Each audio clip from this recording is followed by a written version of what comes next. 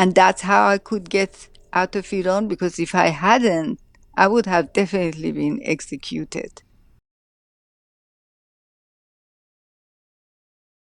Tell me about 1979, Lily, your final days in Iran as the managing director of Kanoon. I can only imagine it must have been a confusing time at best and a devastating time in terms of wondering what the future would hold for this baby that you had created 15 years earlier.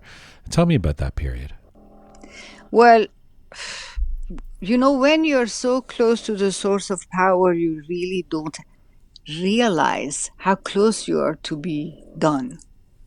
We always thought this is just some movement around, and it's going to pass, and it's not going to be serious until the last minute. And we had a code with the empress that if really it becomes horrible and we have to leave, that she would give me that code.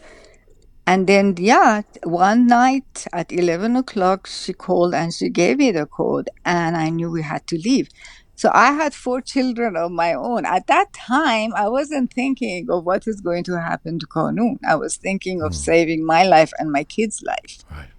But let me tell you something. Because of what I had done for so many years, there was a young man who was working for Air France, and he had been a member of the library. And when I called Air France to get tickets, there were no tickets available. Do you know that this young man, I think, dropped 2 people to give the tickets to me? Wow.